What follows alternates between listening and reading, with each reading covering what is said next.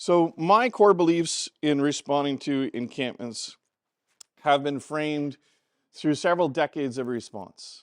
And I think it's fair to say that my core beliefs in the early days of responding have shifted a lot as I've become much more knowledgeable of what it takes to effectively respond to encampments, what it takes to effectively listen to people with living experience in encampments, as well as listening to the broad range of what I'll say is hatred pointed in the direction of people who live in encampments. And I would like to acknowledge that for those of you who work in direct service and those of you who are responding to encampments, the issue has never been more political than it is right now. And one of the things that we're seeing both at some provincial government levels and certainly at some local levels is a failure of system is being blamed as a failure of people. That somehow we're starting to see encampments not as a housing problem, but as a personal failing problem. And I think if we don't get ahead of that messaging very soon, the otherizing and discrimination that will be faced by people in encampments will only be amplified and made worse. I believe that housing is a right and not a reward, and that the only known solution to homelessness is in fact housing. If we're not focused on helping people realize access to housing, we're doing it wrong. This is not to say that there isn't a place for interim options. There absolutely are in our response to encampments. But I can assure you that just more shelter space or just more tiny homes and fields, if they don't provide permanent tenure to people, will not actually solve the problem. They'll just prolong the issue. And you'll need even more shelters and more tiny homes. That we have to keep an eye on housing access, both using existing resources differently and how we prioritize, for example, things like community housing, as well as the ways in which we continue to build housing and advocate for more housing, whether that's through acquisition or new builds, that it is deeply affordable and that is supportive for the people and the populations that we need to serve. I believe that people living in encampments do not surrender their rights, and that we need to acknowledge the rights of people who are there, starting with human rights, but also charter rights and the right to housing. If we approach this work through a basis of people having rights, as opposed to looking at it as a reward, we are also going to change the nature of the conversation with all sorts of other people that have an interest in the issue. The people living in encampments must be invited to participate in matters pertaining to them. That we don't do things to encampments, we do things with people who live in encampments. That we look for voluntary participation in all processes and matters that affect people, including those rare instances where an encampment needs to close for specific health and safety reasons.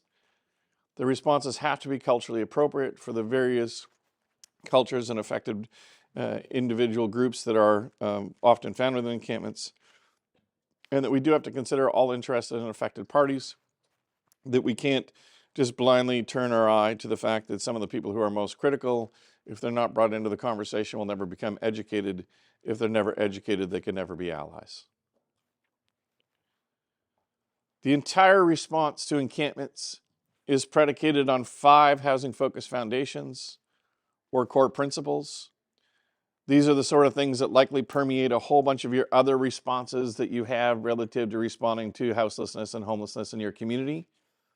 These housing-focused foundations are sometimes called the core principles of housing first, but ultimately comes down to any encampment response starts with no housing readiness requirements.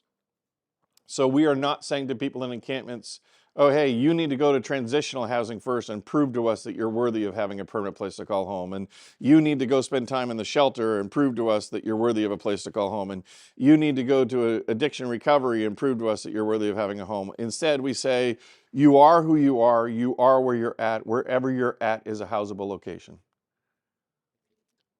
Now, we need to uniquely customize the supports for each individual and present housing options that we can actually activate.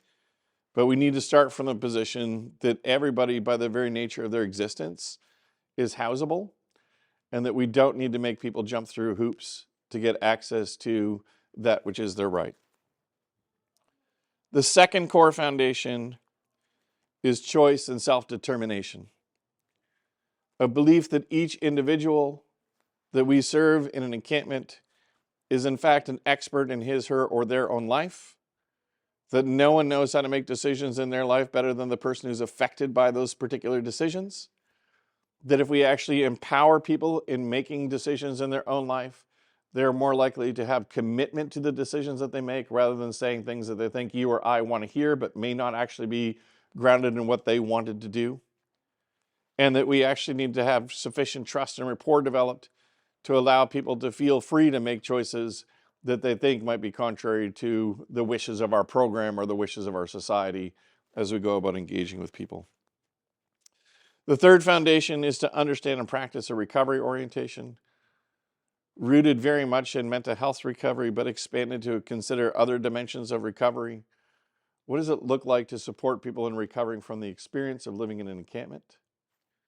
What does it look like to help people recover from safety considerations, both emotional and physical safety as it pertains to living in an encampment? What does it look like to support people on a pathway of recovering from poverty? That because no two people are the same in encampments, we believe in individualized person-driven supports, which is why some of the best responses to encampments that I've been part of in Canada, the United States, and other parts of the world have had more than one solution for people living in the encampments, as opposed to we have one answer, take it or leave it. And really looking at the uniqueness of each person's journey and what they want. So for example, based upon gender identity, you may want a different solution. Based upon cultural identity, you may want a different solution. Based upon your length of homelessness, you may want a different solution. Based upon your presenting needs, you may want a different solution. Based upon your strengths, you may want a different solution. How do we come up with individualized approaches to working with people? And the last and perhaps the most neglected in encampment responses is that we need to promote and support social and community integration. That if we have people who are living in community, a collection of individuals with a shared interest, sometimes strongly embedded is mutual aid and trust, sometimes it's not. But if we take people out of community and expect social isolation to be a cure to their homelessness, we are sadly mistaken. That we need people to still have connection to others. We are social beings after all. And we need to make sure that those are culturally appropriate, gender appropriate, and age appropriate as we respond to people's needs. And we need to make sure that we're not focused on housing only, but housing as a vehicle by which we continue to build and nurture safe and appropriate community responses. All right, foundation's done. Let's get into the meat of encampment response. Step one, bring together the people most impacted by the encampments. And I'll let you in on a little tip. If you forget the people actually living in the encampments, you miss the most important group to start. Which is to say, there's going to be a broad range of interested and affected parties. Some of those effects and affects will come about because of things like people don't have their trash needs met and suddenly there's complaints about the amount of trash around an encampment, or people don't have their basic needs met and suddenly there's all sorts of people who need to go elsewhere to have their needs met, and that can bring a whole bunch of other variables to the site. But we also need to make sure that when we assemble those interested parties, that they're of an influential enough level that they can direct staff or bring resources to the table. You don't send a junior staff person who can't make decisions to a meeting around making decisions around how we're going to respond to encampment, especially if it comes up with resource allocation. So one of the ways that I try to explain it to people is, if you can't tell staff, for example, what their shift is going to be, you probably can't be at the meeting. If you can't say we're going to do something different as an organization for a while, you probably can't be at the meeting. Why do we have people with living experience at the meeting? Because they are masters of their own life and can decide the resources, personal resources they want to bring to bear in solutions that affect them. There should be a defined terms of reference. What is this assembly of interested and affected parties really trying to achieve? Because if they think the entire issue is really bringing people together to complain about the encampment rather than figure out solutions to the encampment, you're probably at the wrong meeting. We should spend about 10% of our time focused on the problem and about 90% of our time focused on the solutions. If we don't, then we're just coming together to basically argue it with one another rather than say, how do we move forward together? And speaking of moving forward together, we do have to have a strong bias towards action. What are we going to do? Not just what are we going to say? And try to solve the problem as commonly understood. And I'll get to identifying the problem in a minute. If you are a person who likes nomadic devices, as we start to assemble our interested parties, think about the CAFE area, which stands for convene people, create a common agenda with core values, and ensure the voice of living experience at the table. Advocate for appropriate government resources. Some of those will be local, regional, county level. Some of those will be provincial or territorial. Some of those might be federal or national in nature. Frame the issue as a housing problem, not a personal failing, which statistically you could easily prove.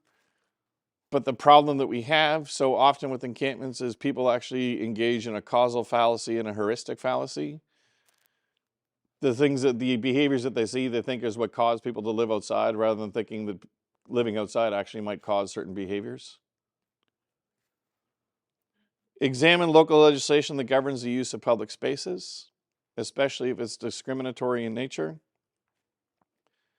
Attend to the immediate basic needs, things like toilet, access to water, trash collection, harm reduction supplies.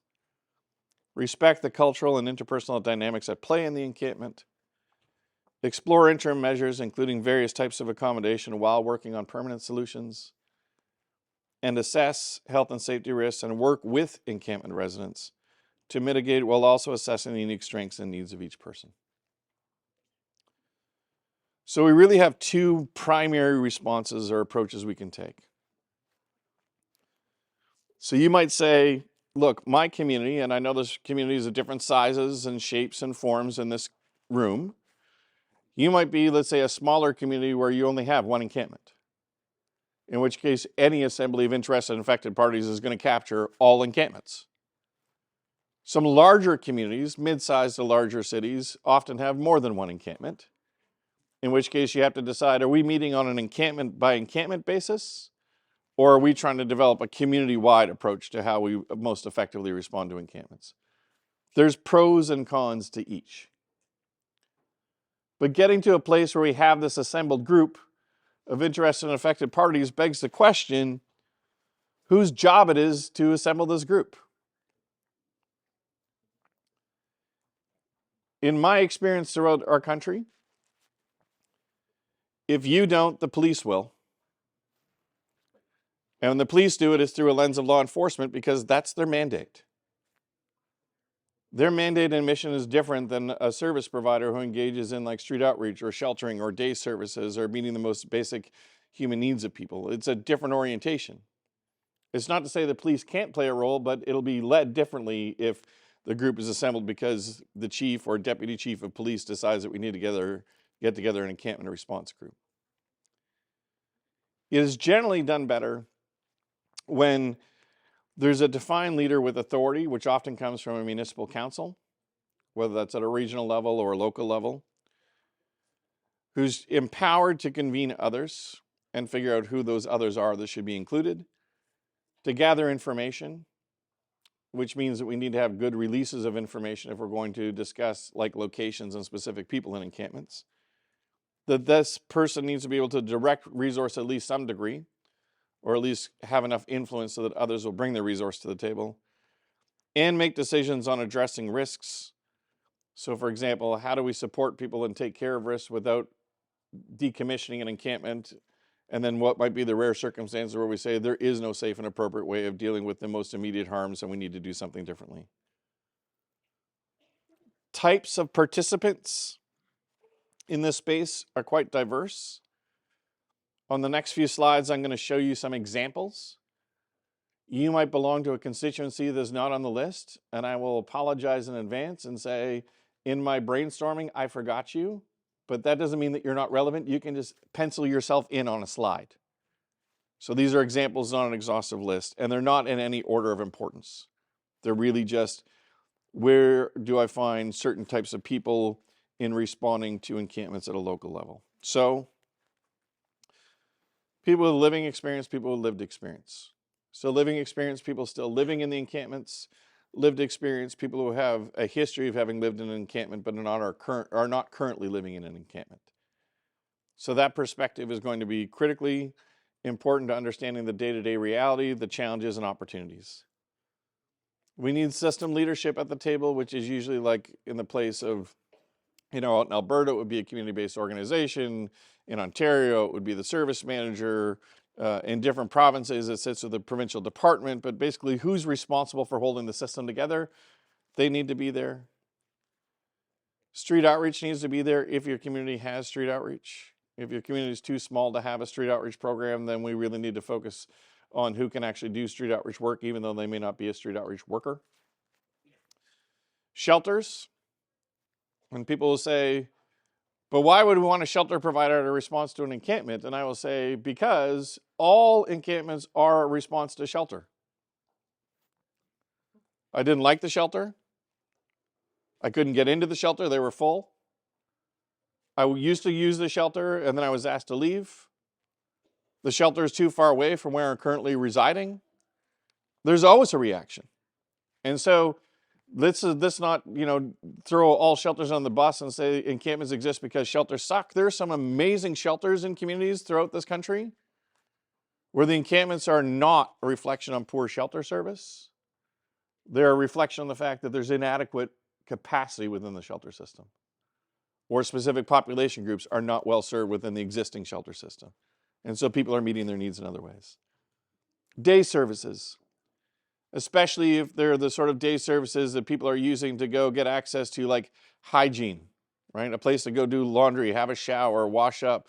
Food access and food security locations also can be critically important for day services. And these can be especially helpful if they're places where people living in the encampment are having those needs met, because they have a relationship with people that is a lot like the relationship street outreach workers may have. Community legal clinic or pro bono legal representation. If we're going to talk about people's rights within a legal context, give them access to someone who knows the law. Someone who's there to be their legal advocate and to make sure that we're not walking over people's rights in our response to an encampment. One of the things that I took away from some of the work that I've done historically in Washington, D.C., is every time they post notice, even of a cleanup of an encampment, which isn't removing, it just really means cleaning up. Like we're going to come through and take whatever trash or things that are broken out of the way. They post the community legal clinic phone number right there, that if you have any concerns and you want representation, call this number. An impartial equity expert. So someone whose job is just to look at the work from an equity lens, race equity, age equity, gender equity, and ability equity, other equity concerns. Someone who's basically making sure that we're not reinforcing biases or making policy decisions based upon flawed assumptions. Housed residents in the neighborhood where the encampment is located can be really helpful, especially given the diverse nature of housed residents, some of whom are probably very empathetic, if not sympathetic, about the encampment, and others who might be up in arms and saying really awful things to hear, like, why can't you get those people out of my neighborhood? Business owners and operators. There's a good example. I'm not sure if I'm able to say the community, but I have other sessions, so I'll find out if I'm allowed to say the community. But there's a community out west where it's the business community that is actually investing in the solutions, getting motel space available en masse for people that have an alternative to living in an encampment. And it's completely voluntary, but that wasn't coming from government, that's coming from business. Advocates. So people who would claim to be an advocate for people living in encampments, and I say claim, you want to make sure that's affirmed by the people who live in the encampment, that yes, that person is advocating on my behalf. Sometimes people have their own agendas. We just want to make sure that there's not asserting an agenda onto people living in encampments. Faith-based organizations, especially the churches, synagogues, temples, etc., that are actively involved in supporting the needs of people experiencing homelessness. Indigenous organizations and or representatives, especially if there's Indigenous people living in the encampment. Various municipal departments, I'm not going to read through all of them, but a couple that I'll highlight, or one that I will highlight, or two that I'll highlight. One, communications, so actually bringing some backbone communication support to how we respond to encampments. And the other one is urban or environmental planners, and that is appropriate if, for example, the encampment has been established on a floodplain, or in a place that they've actually been doing some natural restoration work, where there's concerns about the environmental impact of the encampment. Social or community housing, access the waitlist representatives, especially if that, again, person is of a sufficient of authority that they could influence modified chronological access. Getting your provincial or territorial income supports people actually at the table. Veteran serving organizations if there's veterans present. Youth serving organizations if there's youth present. Refugee, immigrant, newcomer, asylum seeker organizations if any of those entities are present. Mental health supports, addiction and/or harm reduction workers. Cultural leaders. Animal welfare or animal support organizations. Street health organizations. Philanthropy. Coordinated access representative. And we could even have more, but we'll see. What I'm designing here is a group of diverse, interested and affected parties who all have a specific interest in response to an encampment, preferably with an orientation towards solutions that are voluntary, as in people in the encampment choose a service path related to other options on a pathway towards permanent solutions, rather than an enforcement first approach. You'll notice as we kind of go through, I didn't, for example, in this particular construct, I listed police, but I didn't put law enforcement in charge. I listed things like parks or parks rangers, but I didn't put them in charge. I really saw it more as a community process that isn't enforcement or else. In fact, it's service, and then what? In Encampment Response 101, one of the biggest challenges you will likely face is what is the problem that we're actually trying to solve? Now, you might think, especially if you come from a service provider background, the issue that you're trying to solve is access to resources for immediate needs, while also focusing on permanent solutions to the houselessness or homelessness of the individual couple, or in some rare instances, families. But do you think that's the same way that a housed resident in the neighborhood would solve or articulate the problem? Or how would the likes of an enforcement body, bylaw, parks rangers, police, how would they define the problem? How would income supports define the problem? How would a settlement service define the problem? How would that environmental planner define the problem? If you don't get on the same page from the beginning around what problem are we trying to solve, all of those entities, those interested and affected parties, come from a place of absolute, how do I put this nicely, selfishness. How do I solve the problem in relationship to my mandate of my organization or my government department or the reason why I'm around this table? So it's not putting the people living in the encampments at the center and saying, how do we understand their needs to solve those specific problems as identified by the people living in the encampment? Instead, it tries to say, well, the issue is trash collection, or the issue is people don't have safe disposal locations for needles, or the issue is they're on a floodplain, or the issue is open fires, or the problem is people are loud till late at night. We need, and it's one of the hardest things in encampment response, get on the same page what we're trying to solve. And then once we can agree on the problem, what are our shared beliefs to be upheld in our response? So the shared beliefs in upholding our response, what do we actually all hold in common, is also going to inform the way that we work together as a collection of entities. So for example, if we all believe that everyone in the encampment must be offered a viable shelter or housing option prior to any enforcement activity, then we better make sure that everybody follows through on that. And you might articulate that differently. You might have different ones. I'm just putting an example. Maybe you believe collectively that you need to engage from a trauma-informed perspective with everybody, and you want that to be a shared belief.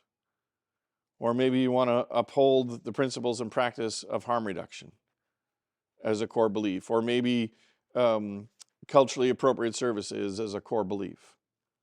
But naming those, not as a list of platitudes, but to actually say this is going to inform our work to solve the common problem that has been identified by this diverse group of people, all of whom have an interest in responding to encampments. All right. So, We've got our group of people, we've got our problem, we've got our core principles, and now it begs the question of the what. What exactly are we asking outreach or some entity to do in their engagement? Well, you know this, but not everybody in your community knows that before we can do the intensive work, we actually need people's consent. We need permission to engage. And I bring this up because I've been to far too many communities where they think that this is assumed that if people are living in public space that they don't need to provide consent to services. That we can just show up and mandate that they do whatever we tell them to do. Not true. Each person in the encampment must be engaged. So you cannot have someone who gives consent on behalf of everybody in the encampment. Each person must have the services explained to them. This is what we're offering to do. This is how we're offering to do it. This is when we're offering to do it. The person actually has to desire the services being offered. Otherwise, we're continuing to engage with people with something that they actually don't want, which is also condescending. And they actually need to sign off, or if not signed, at least verbal with witness that they are willing to accept services. And then we lead with empathy. That's the starting ingredient. And if we don't have good empathetic street outreach workers, we're going to miss the opportunity to actually develop trust and rapport in a way that will allow us to engage in conversations around alternatives. We're not going to show up to encampments and just tell people what's what. We need to engage using open-ended questions, drawing out the narrative from the individual as affected rather than telling them how we are going to assert a specific solution onto people. And we need to listen. A lot. And this would be, as I said, errors I've made in my career and things I've learned along the way. I thought you could just show up, tell people what the options were, they would just pick the best option and away you went. Till I realized that maybe listening before I created options would get more traction on the options. Identify clear goals related to alternatives to the encampment. This doesn't have to be overnight. In fact, it doesn't have to be with a sense of urgency depending upon the nature of the actual response. That we get feedback from people and we change our approach based upon the feedback we get. And then we try to have active engagement rather than passive engagement. Active engagement is I come up with options and open-ended questions and exploratory information to present to you. Passive would be I show up and just like, hey, how are you? Those like, hey, how are you conversations can be really good in the early days of engagement and developing rapport, but never get us to a place of solution-focused conversations in a timeline that I think is actually required of us in terms of our engagement and the promises that we are making to the broader community of people living in the encampment that we can provide meaningful solutions or alternatives on at least an interim basis. So it's not going to be in your best interest to have different people going to engage in the encampment all the time. Some level of consistency is remarkably important. So that I know when Iain shows up, I know who Iain is. Iain's been here before. I've talked to Iain, not today it's Iain, tomorrow it's Trevor, the next day it's Marie, the day after that is Jerome, the day after that is Lucy. I don't know who all those people are. Consistency can also come with having community leadership. And one of the other big challenges in encampment responses is, and I mean this nicely, but the charitable do-gooders who don't know that a professional service response exists. And so they get together with their student group and they say, we are just going to go, and they're going to say it in really derogatory terms, right? They're going to say something like this. We're going to go help the homeless. And then they're going to plaster it all over Facebook and Instagram. Right? That is not the sort of consistency we're looking for in a professional service response to engage with people. Transparency. What's your objective in engaging? Really important. Listening, as we talked about, meeting immediate needs while also focusing on interim and longer term solutions. And you might say, but there's no housing solutions in my community, and you could feel that that's absolutely true, and I'll bet you that economically poor people are still moving on a regular basis. Every community that said to me in this country, but there's no housing, I say, let's run, like in Ontario, it would be the Ontario Works. Let's actually run Ontario Works by address and see how many people on Ontario Works have moved in the last year and have actually moved from one permanent address to another permanent address. There's lots of people moving. We just have to understand how they're moving. So to set off the chain of events that will make this work, we need to have impactful engagement. So we need to have the really good, professional, trained, engaged street outreach workers who might also be teamed up with peer supports, and might also be in a position where they're engaged with other people in other parts of the system who can offer resources, but we need to have some sort of impact. We're not engaging for the sake of engaging. We're engaging to try and explore what the future could look like differently. That impactful engagement has to get to a place where we focus on what's the reason why I'm coming to your encampment. So maybe it's I'm coming to bring access to immediate resources like clothing, and I want to make sure that you are on our by names data set so that we can make sure you're on a pathway to housing. Or I want to make sure we get that application done for rent geared income housing. Or I want to introduce you to one of the people at the new shelter that they're just opening. It's Overflow. It's a different program model. They wanted to come and introduce what they have to offer if you're at all interested. These are the sort of things that we need to do in impactful engagement and focusing, which should lead to a place where we're trying to help the individual evoke from within a desire to change their current location. So we're not showing up and lecturing people and demanding that people move. We're trying to evoke from within, hey, of all the options that you've presented to me, I like option D. Let's do that one. Or I like to be in a position where we can start to unpack the question of what would it take for you to explore something different, then developing a plan at the individual basis or the couple basis or the family basis, but usually individuals or couples. No two plans are exactly the same. Uniquely focusing on the strengths and needs of that person. Then we need someone to implement the plan. So we can't just have street outreach going back day after day after day without a plan. And they actually should be working with people to implement the plan. So things like if you didn't have your birth certificate, we're implementing the part of the plan that gets your birth certificate replaced. Amending that plan when it doesn't work, as opposed to giving up on the plan and saying it will never work. And then getting to a place where we realize results. This first part is all about the relationship foundation and why we need highly trained people to do that initial engagement, to develop that trust and rapport, and to set forth into motion an exchange of information and ideas relative to co-creating solutions. We need to make sure staff are really well trained in how to practice motivational interviewing and know that it's not about showing up and trying to apply Jedi mind tricks with people. And we need a focus on sustained action. Your encampment response should be grounded in a very specific service orientation. This may be born out of those shared beliefs that you had relative to the things that you said you held in common as a group. So some aspects of the service orientation you might ask more. Our response to encampments will be culturally appropriate and safe. It'll be trauma-informed. It'll be motivational. It'll promote wellness, which I'll just give you a little pro tip for anybody who's running up into brick walls when you say harm reduction in your community now and is seen as a dirty phrase. Say that you're doing wellness promotion and people are like, see, I told you, that's great. You know what harm reduction is? Wellness promotion.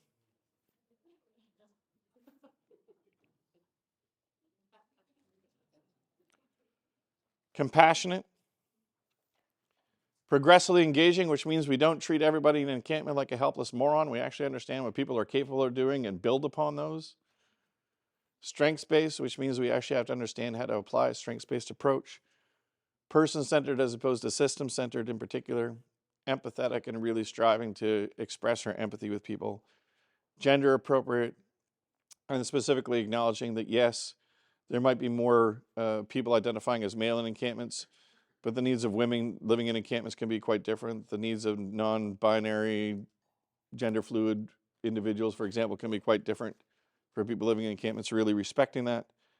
Being non-judgmental, or if we can't do that, at least being selectively judgmental and being as least judgmental as possible.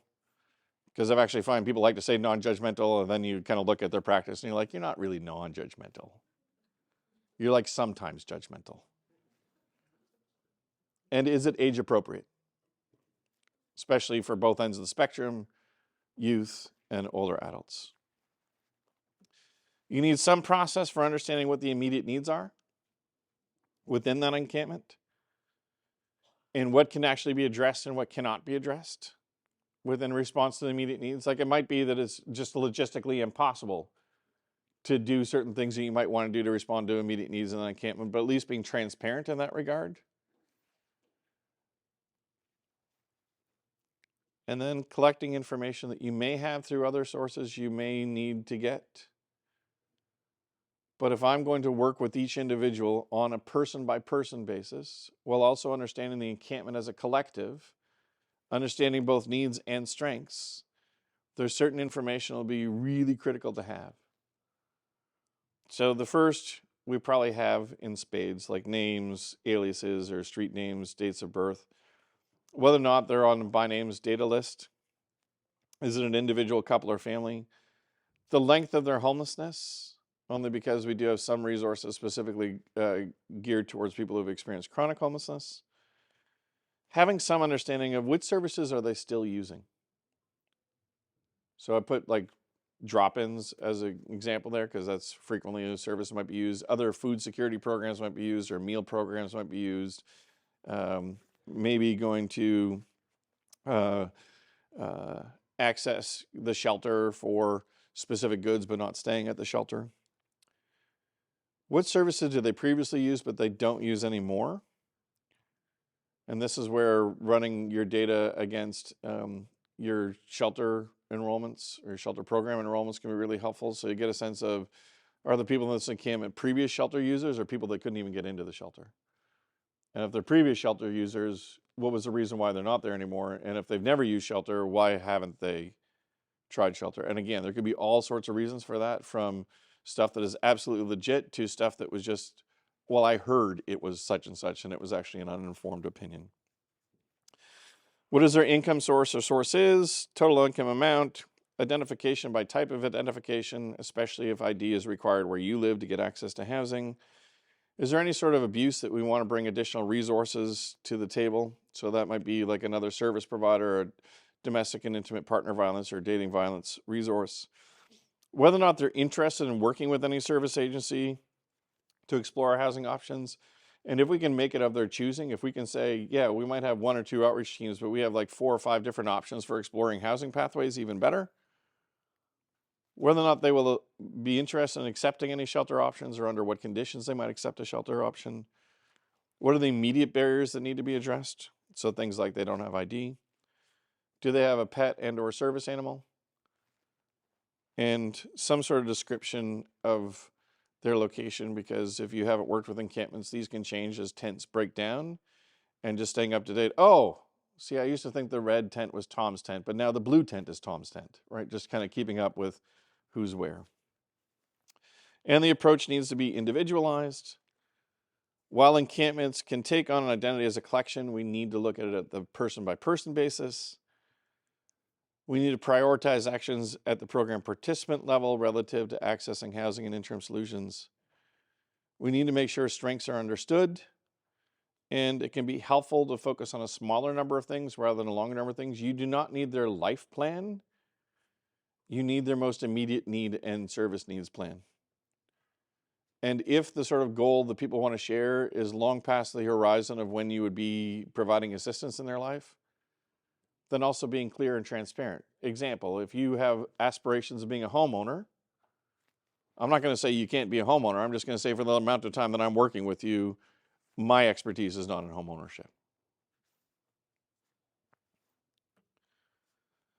And then we're going to get our nerd on. Because the data is going to be critically important to you making informed decisions that are defensible relative to the response of the people living outside. So the first thing we do is cross-reference. Are they part of our by name data for coordinated access? And if they aren't, do they want to be? Second, has there been any shelter use in the previous 90 days? And you can also cross-reference that with things like weather events or special events in your community. So for example, maybe, I don't know, a few Canadian cities can relate to this. Maybe Taylor was coming to town, and people who like normally would be hanging out by the concert venue are like, I'm just not dealing with that many people. I will just go into the shelter for the night. Street outreach cases and contacts in the prior 90 days. Are these individuals that are already known to street outreach? And I would say my experience tells me the majority of the time that's true, except for there's usually a small percentage of people that were not well known. Small percentage. And then the last part, which again, I want to be sensitive to shelter operators in the room, because there can be legitimate reasons why someone was told that they couldn't stay in the shelter. But to understand, are people in encampments because they have no place that will accept them in the community? In which case we can feed that information back to elected officials and say, the issue isn't that people won't go to shelter. The issue is they're not permitted at any of our shelters. In which case we're going to have to come up with solutions that are different than seeing shelter as the pathway, or we're going to have to work with shelter providers and say, is there something we can different? Or we're going to have to look at lower barrier shelter options, but we can't just say, well, the fault is that they won't go to shelter if you're not actually allowed to go to shelter. Then from the by names data, to break it down, so usually we think of it as low, moderate, or medium, or higher needs, sometimes called acuity, and then we break that down, usually individual adults, unaccompanied youth, couples without dependents with them, and families. But we actually have to do a better job of focusing that data and filtering it. So for example, if I said, here's our data related to adults, low, medium, and high, that are in an encampment in our community, this active number, 37, is a subset of that 46. So we might have started with 46 different adults in the encampment that we're engaged with, which were determined to be higher needs, of which 37 are still active. Maybe we know where the other 9 went, maybe we don't. Some might be hospitalized, some might be incarcerated, but they're not active.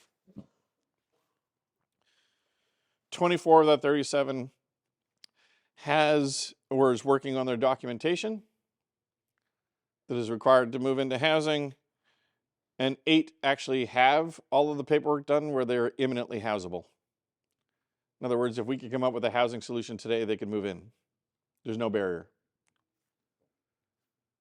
What's an easier number to work with as a community, 46 or 8? Okay, hint, 8. And we could probably get around a table, invite all 8 people to come, one at a time, and have a conversation around what to do. And that table, that could be a folding table at the place of the encampment.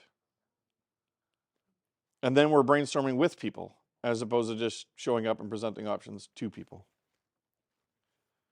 And then thinking about, what do we actually have in our community?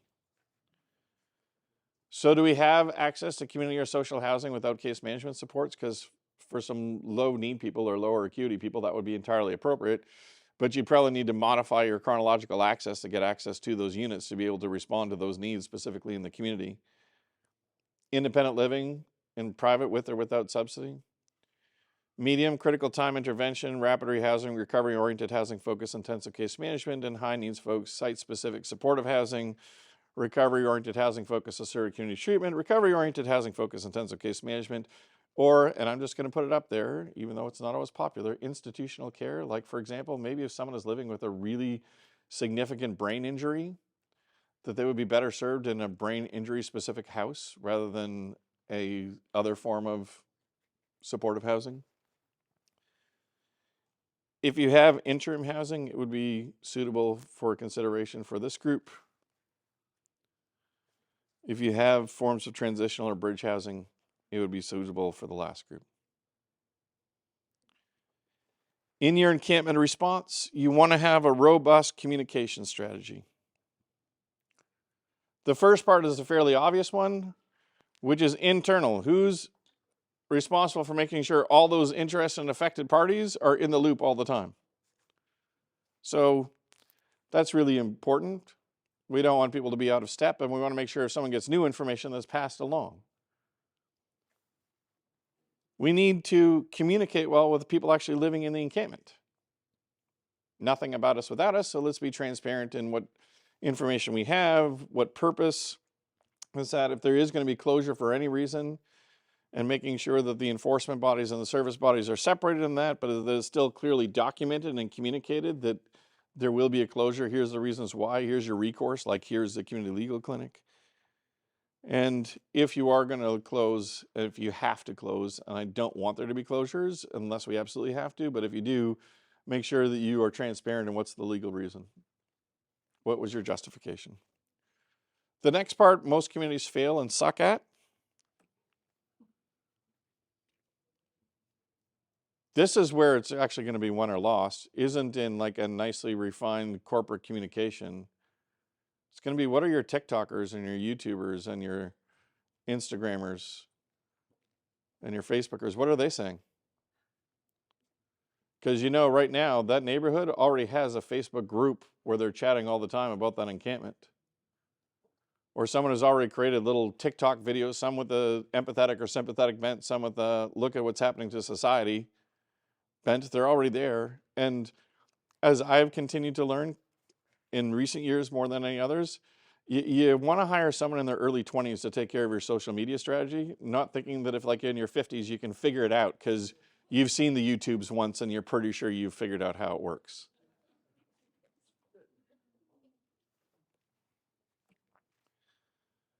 And then figure out what is the message that you need to get across.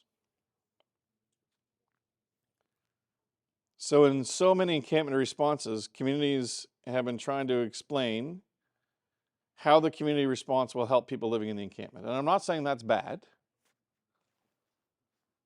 but I'll also acknowledge that the public has moved from sympathy to annoyance to anger to being apoplectic about encampments.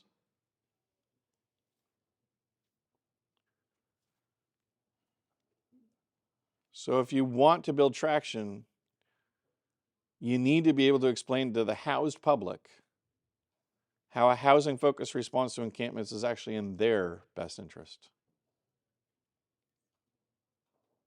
Yeah, we can still win over some hearts and minds of saying it would be good if we did good things for people experiencing homelessness. It might be good if we say, and this is like how much people's health improves or how they decrease like emergency responses or that sort of stuff.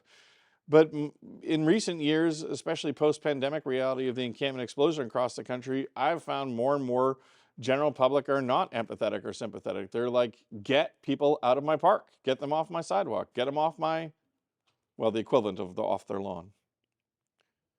And so if we can't explain, here's why taking a little bit longer and focusing on a permanent solution is going to be way better than just sweeping people out of a park.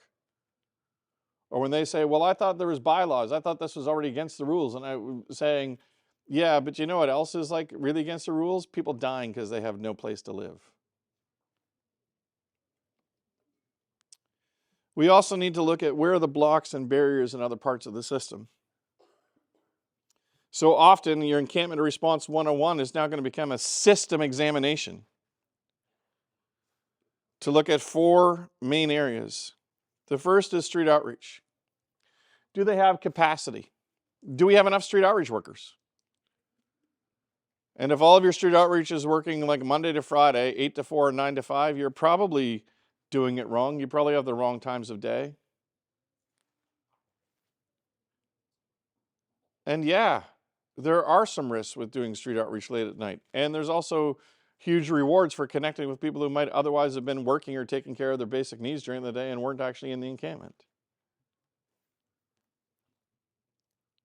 Professional street outreach that understands how to do engagement in a way that is person-centered, trauma-informed, that actually sees things like case notes as an act of respect rather than an administrative task so that you don't have to tell your story over and over again. People who follow standards and ethics and boundaries in their work. We can't just take a bunch of people who are interested in street outreach and assume that they'll know how to do street outreach or they'll just figure it out as they go. We need to make sure we have sufficient geographic coverage. It's one of the things when people say, we're reach functional zero homelessness outside. And I'll say, this entire area? And they're like, no, like this 3 blocks downtown. And I'll be like, oh, awesome. You forgot some places. And the other big failing with street outreach is they give up on permanent solutions because they're taking too long. So they only focus on the immediate needs, in which case the entire relationship is transactional rather than transformational. With shelters, we need to look at capacity. Do we have enough shelter beds for population groups that are served through sheltering? The service orientation. So a nice way of saying it, does the shelter believe in social service or are they exercising social control? What are the barring and banning processes and policies and lengths of time? The location of the shelter, maybe it's just too far away and it's a transportation issue. People, pets, and possessions. How do they deal with the 3 Ps? By name lists or by name data. Issue of documentation. Whether or not people have income supports or access to income. Whether or not people are staying active and we're actually recording service transactions into our HIFIS or other homeless management information system. If the prioritization for the by names data is completely off from the priorities of encampments, now you don't want to just say anybody living in an encampment goes to the top, or you'll have a bunch of people who leave shelters to go outside thinking that they'll get housed faster.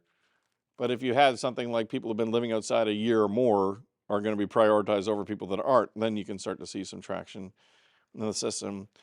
The other big one is communities that lack appropriate care conferencing or case conferencing. And then the housing barriers and block side of things, no access to rental supplements is a problem. And some communities are doing that at a more local level now, realizing that even though local governments haven't been in the business of rent supplements, waiting for other orders of government to do that is really going to cost people time and money. Not enough capacity to support people in housing upon exit from an encampment. So not enough, whether it's case management supports, follow-up supports, peer supports. No prioritization for people getting access to rent-geared income units is a problem. No prioritization for people getting into interim, bridge, or transitional housing can be a problem. And lack of capacity or expertise to find units. So, newsflash, they do not teach real estate in social work school. Who do we keep asking to go find apartments? Who come back and say there's no housing?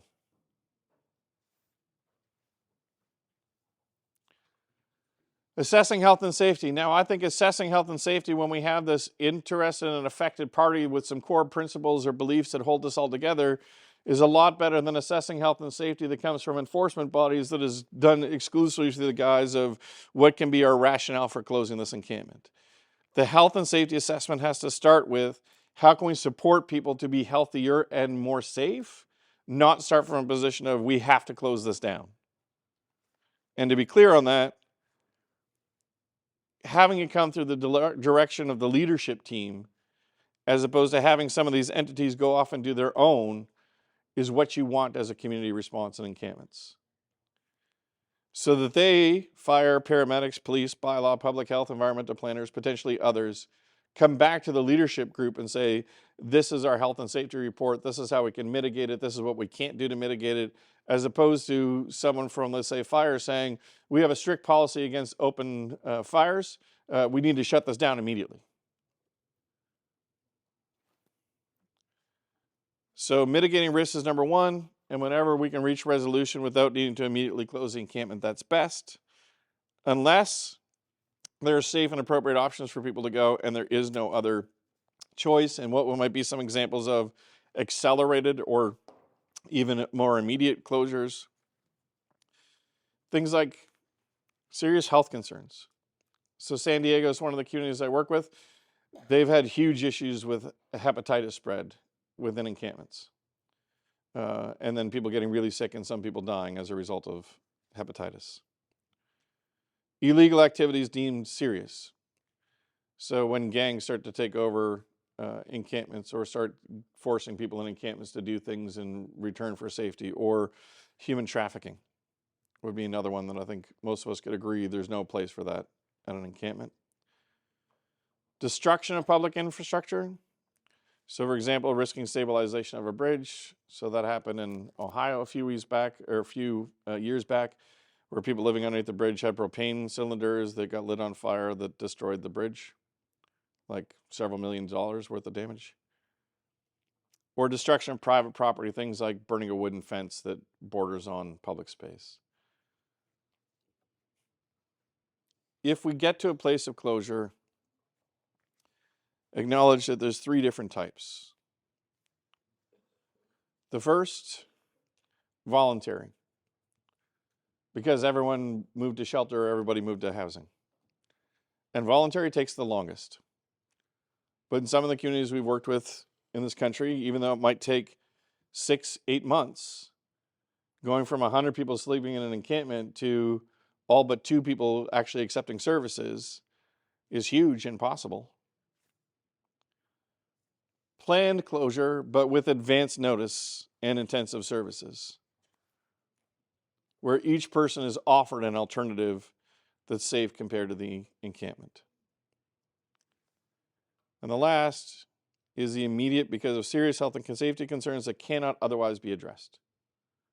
And that's where you'd have to honestly be able to say people living in the encampment are at imminent risk of death, in which case it would be justified. All right. So we got through the doom and gloom part. What can we do? We're going to look at rapid response measures, sometimes called interim measures, and I'm going to look at some permanent solutions. And everything I'm going to share with you, I've stolen from other communities in terms of the things that they are putting in place. So every single one of these is an operational idea. And the communities know that I stole them, and I like to refer to this as legal larceny. But some of them I've agreed not to out where they are because they don't want to deal with, well, a bunch of well-intentioned people like you calling them all at once after a conference session. So the first thing that I say usually to elected officials is if you put every single one of your resources into a rapid response measure without focusing on permanent solutions at the same time, you're screwed. Like I've had communities say, we bought a motel. Awesome. And what do you do when all the rooms in the motel are full? What? We bought a motel. Yes. You did buy a motel. We have a beautiful field full of pallet shelters. Right? Beautiful white shacks. Where are people moving to from there? What? We spent like $50,000 per shack. Imagine how many rent supplements you could have got for $50,000. So one idea that's being used in some communities is motel redirect for people newly experiencing homelessness. So as far as I know, this hasn't been evaluated, so I don't know if it's a good idea or a bad idea. It's just a rapid response measure that says for people who, especially if your data shows that most people newly coming into homelessness only experience it for a short period of time and then exit the system, if that is still happening in your community, it might make complete sense to say, we're going to actually start with a motel stay, not start in a congregate environment if you have like dormitory style shelters in your community.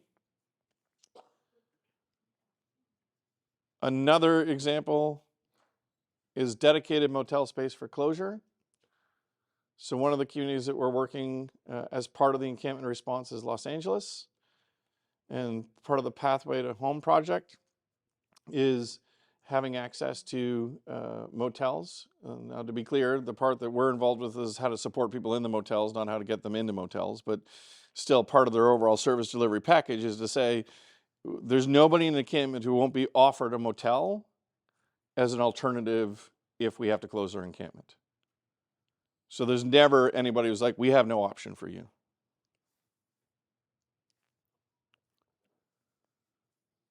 Big tent, which you can put little tents in. Then they become almost like nesting dolls, you know, you got one inside the other, inside the other, inside the other. Or you can set up like traditional kind of cots and stuff. Why have bigger tents become popular, especially in some colder jurisdictions, is because you can provide central heating to the big tent. And then you don't have the issue of open fires and propane cylinders and those sorts of issues. Plus, if the community, and I would say the community should decide this, not you deciding for the community, if they decided they wanted like a peer concierge at the door or safety ambassador at the door, or they might even call it security at the door, they can also determine who gets to come and go from the community, which they don't have, let's say, in an open park setting. This is happening in several communities in the UK,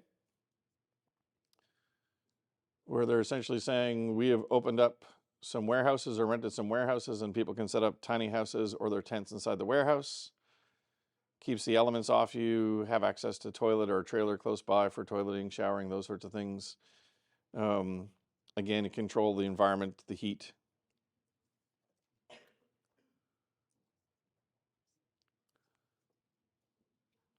Sprung structures, or if you're trying to show off with your friends, advanced tension membrane modular buildings,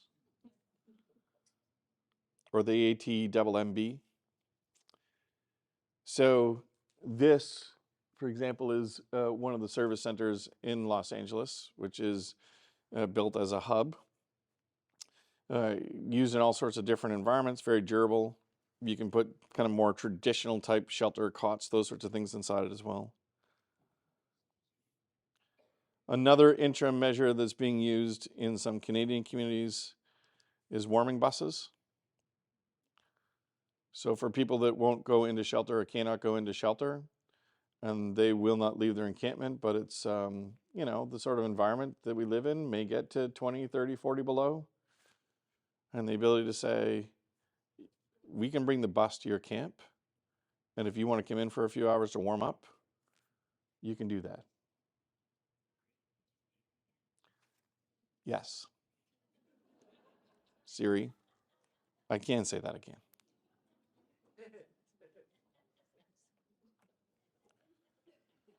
Sleeping bus.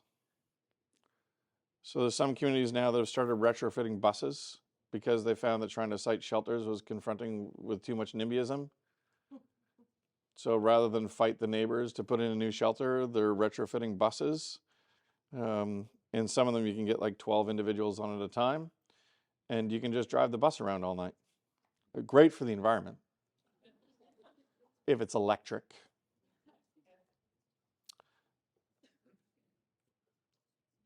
If you've experienced people living in their cars or RVs in your community, setting up actual safe parking areas, which can also be resourced so that people can come together.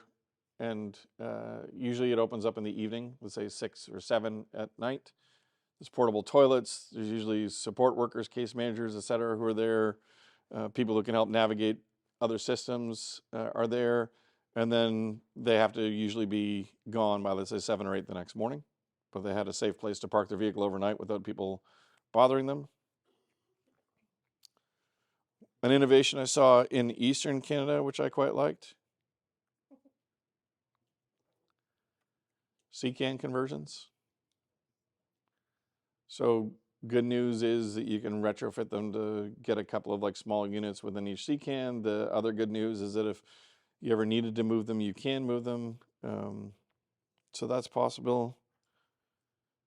Pallet shelters. So I'm going to get this wrong, I think, but I think it was something like the pallet shelter business has increased 700% or something to that effect in the past few years. They're booming. People see these as a solution, and they could be part of your interim response, especially for people who otherwise wouldn't go to communal sort of shelter environments or dormitory style.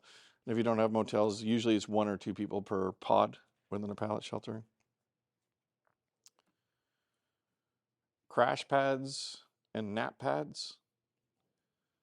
So these are usually set up in communities that allow people, so usually set up near encampments, allow people who are rough sleeping to come and have a secure place to sleep for a while.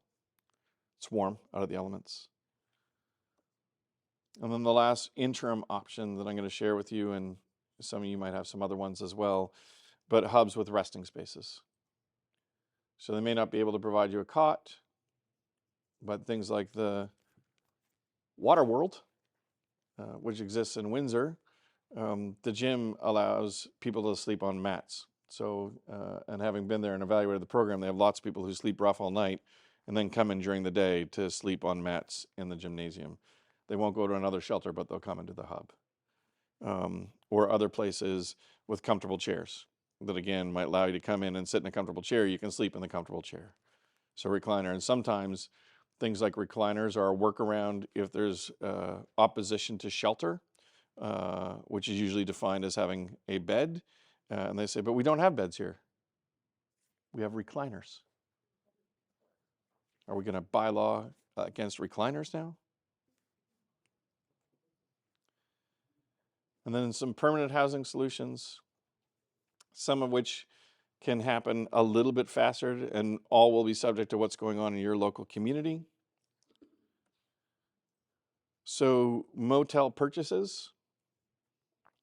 So picking up older stock, some of which requires renovation, some doesn't, but especially some of the motels that exist along the Trans-Canada Highway that were built in a different era that are essentially already renting by the week or the month in many communities as it is, and just saying we want access to some of that stock without trying to displace everybody else. So we have to look at what their vacancy is and really focus with their vacancy loss, not focus on displacing others.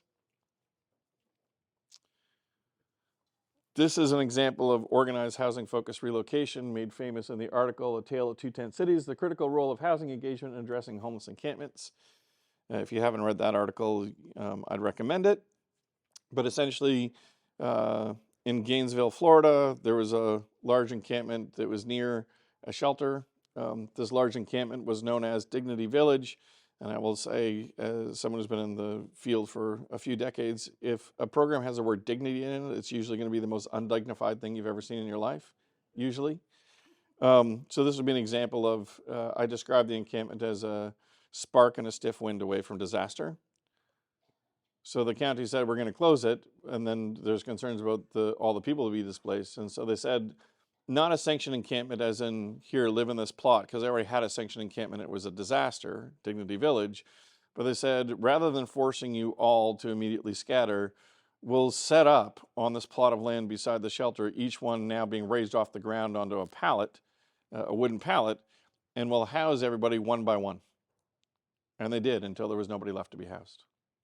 So they decommissioned the encampment through Housing Solutions exclusively. And talked about all the ways in which that was in the best interest of the people served, best interest of the community, best interest of the first responders, etc. Government-backed master leasing. So this is the other big innovation that's coming out of Los Angeles County right now. Rather than expecting not-for-profits to go and try to make deals with property owners to get head leases or master leases, the county is backstopping all of it. So they now have several thousand units that are on board, and a few thousand more units are coming on board without doing any new construction. And all the master lease apartments are exclusively for people living in encampments. So again, you have access either to a motel or a housing unit directly from the encampment. Nobody is displaced. If you choose to have access to it, there's on-site supports 24 hours a day, 7 days a week. And what makes it so innovative is that all the insurance, all the liability is sitting with the government, not a not-for-profit organization. The other thing that they did, which is quite interesting, is they have a third-party property management company that takes care of everything from broken windows to kicked-in doors to lost keys to scratched linoleum or whatever, so that the property owner doesn't have to worry about any of that. And each agreement is for 5 to 10 years, which means the building returns back to its original residential use after 5 to 10 years. So it's technically transitional, but think of it as I got 5 years to figure out where you want to live permanently, as opposed to I have 2 years or 4 years or whatever. I have 5 to 10 years to figure out what's next.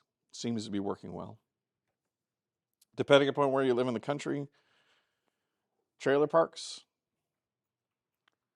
So there are places like in Michigan, Grand Rapids, where some not-for-profits have now entered into buying trailer parks and using them exclusively for people that had experienced homelessness.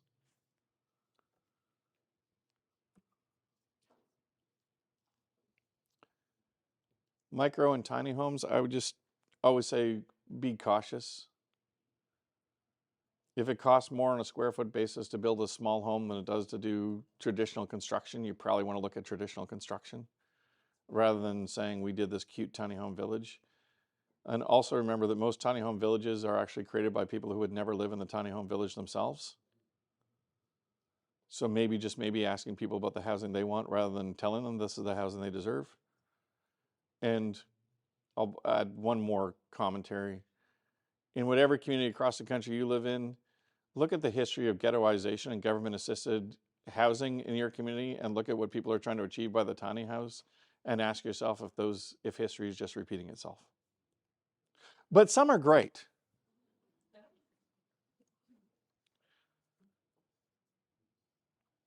Two more, modular housing, which still continues, at least on paper, to be faster than other construction. The thing that tends to gum up modular construction is, again, NIMBYism, not the actual construction method itself. And the last one that seems to be gaining traction in permanent solutions is looking at all the different ways we can do shared housing. I am not asking for a show of hands, but I can read your eyeballs. I'll bet that some of you have had a roommate in your life.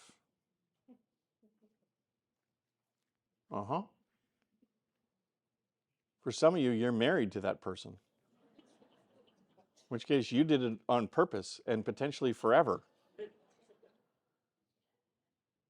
But a lot of us at different times in our life when we were economically poor have had roommates.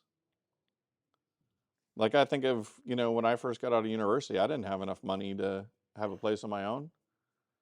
I live with some upstanding people that I never talk to anymore. Probably because we lived together. And last, beware.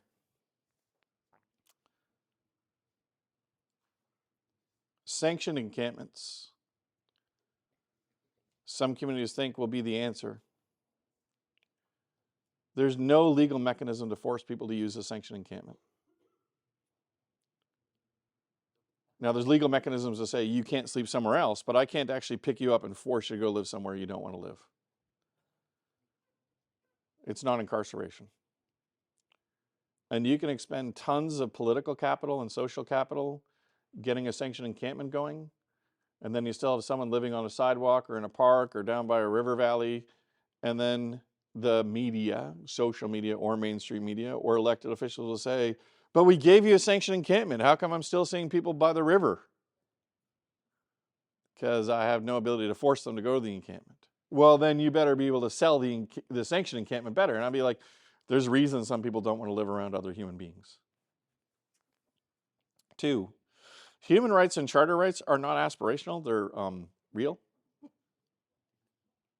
Okay, enough about that.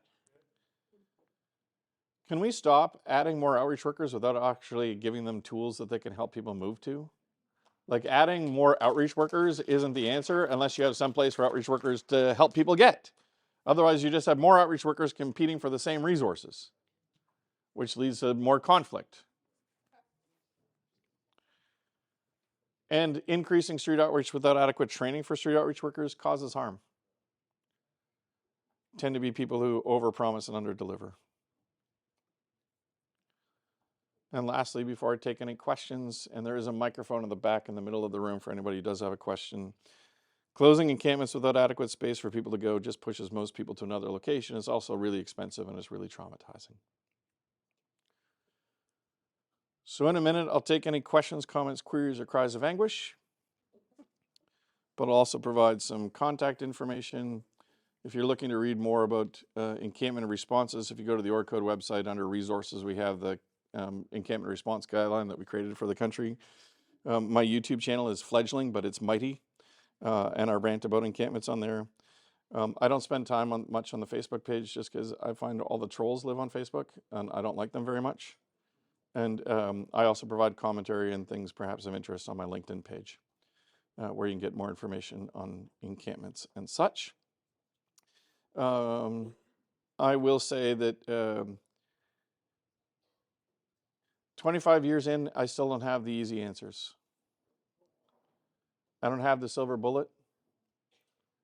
But what I do have is knowledge made from mistakes, and I hope sharing that with some of you today, the successes and failures, helps you frame your community response. The other sessions that I'm doing at the conference, I will be doing another one with the Canadian Alliance to End Homelessness on what does the partnership look like with them to help communities in their encampment response if people are interested in that. I'll also be doing a session on how do we focus more on getting people, focus more on coordinated exit than coordinated access. And the session I'm really looking forward to is captain of the javelin catching team, which is tomorrow morning. Otherwise, thank you all for being here. You can stay in touch this way.